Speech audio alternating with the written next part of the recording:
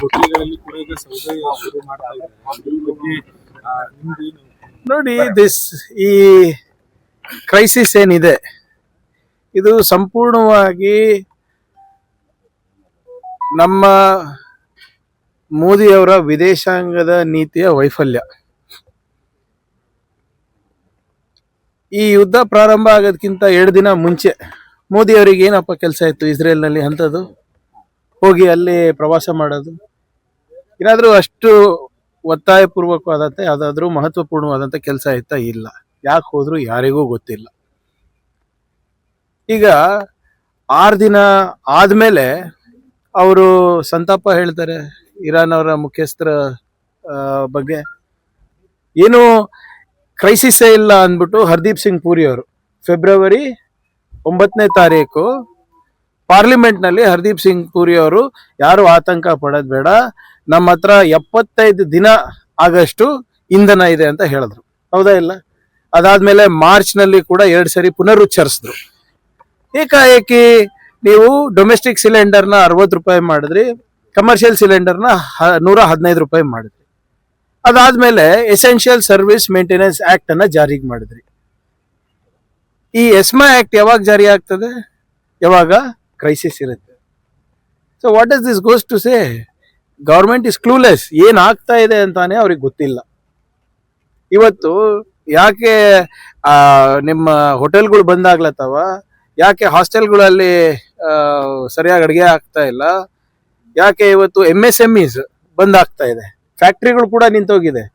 ಪುಣೆನಲ್ಲಿ ಟಾಟಾ ಅವರ ಏನು car manufacturing unit ಇದೆ, ಅದು 50% ಕೆಪಾಸಿಟಿಗೆ ಇಳಿಸಿದ್ದಾರೆ. ಇವತ್ತು ಇದಕ್ಕೆ ಯಾರ ಹೊಣೆಗಾರಿಕೆ ಇದು? ಇರೋದು ಬೇರೆ ದೇಶದಲ್ಲೆಲ್ಲ ಯಾಕೆ ಈ ತೊಂದರೆ ಇಲ್ಲ, ಬರೀ ನಮ್ಮ ದೇಶದಲ್ಲಿ ಯಾಕೆ ಆಗ್ತಾ ಇದೆ? ಏನ್ ಯುದ್ಧ ಇಲ್ಲಿ ನಡೀತಾ ಇದೆಯಾ? ಯುದ್ಧ ಅಂತೂ ಇಲ್ಲಿ ನಡೀತಾ ಇಲ್ಲ. ಇವತ್ತು ಹಾರ್ಮೋಸ್ ಸ್ಟ್ರೇಟ್ ನಲ್ಲಿ ಆ ಸೇಫ್ ಪ್ಯಾಸೇಜು ಬೇರೆ ಎಲ್ಲ ಚೈನಾಗೆ ಸಿಕ್ಕಿದೆ, ರಷ್ಯಾಗೆ ಸಿಕ್ಕಿದೆ. ಅವರ ಏನು ಅವರ ಒಂದು ಹಡಗುಗಳಿಗೆ, ನಮ್ಮ ಹಡಗುಗಳಿಗೆ ಇನ್ನ ಕ್ಲಾರಿಟಿನೇ ಬಂದಿಲ್ಲ. ಮತ್ತೆ ಇವರು ಇಸ್ರೇಲ್ದು ಬೆಸ್ಟ್ ಫ್ರೆಂಡ್ ಅಂತಾರೆ, ಇರಾನ್ದು ಬೆಸ್ಟ್ ಫ್ರೆಂಡ್ ಅಂತಾರೆ, ಡೊನಾಲ್ಡ್ ಟ್ರಂಪ್ ಇವ್ರ ಬೆಸ್ಟ್ ಫ್ರೆಂಡ್ ಅಂತಾರೆ. ದೋಸ್ತರುಗಳು ಮಾಡೋ ಕೆಲಸನ ಇದು? ಇದು ಸಂಪೂರ್ಣವಾಗಿ ವಿಫಲರಾಗಿದ್ದಾರೆ. ಯಾವ್ದು ಸಮಸ್ಯೆ ಇಲ್ಲ, ಆದ್ರೆ ಇವ್ರು ಕಾಂಗ್ರೆಸ್ ಹೇಳ್ತಿದ್ದಾರೆ. ಆಯ್ತ್ರಿ, ಸಮಸ್ಯೆ ಇಲ್ಲ, ಕಾಂಗ್ರೆಸ್ನವರೇ ಬೊಬ್ಬೆ ಹೊಡಿತಾ ಇದ್ದಾರೆ. ಎಸ್ಮಾ ಯಾಕೆ ಜಾರಿ ಮಾಡಿದ್ದಾರೆ? ಎಸೆನ್ಷಿಯಲ್ ಸರ್ವಿಸಸ್ ಮೇಂಟೆನೆನ್ಸ್ ಆಕ್ಟ್ ಯಾಕೆ ಜಾರಿ ಮಾಡಿದ್ದಾರೆ? ಆಮೇಲೆ ಕೇಂದ್ರ ಸರ್ಕಾರದವ್ರು ತಾನೇ ಹೇಳ್ತಾ ಇರೋದು, ONGC ಅವ್ರು ತಾನೇ ಹೇಳ್ತಾ ಇರೋದು, HP ಅವ್ರು ತಾನೇ ಹೇಳ್ತಾ ಇರೋದು, ಭಾರತ್ ಪೆಟ್ರೋಲಿಯಂ ತಾನೇ ಹೇಳ್ತಾ ಇರೋದು. ಮತ್ತೆ ಯಾಕೆ ಇದು UP ನಲ್ಲಿ ಇರ್ಬೋದು, ಡೆಲ್ಲಿನಲ್ಲಿ ಇರ್ಬೋದು ಸಾಲಾಗಿ ನಿಂತಿದ್ದಾರೆ?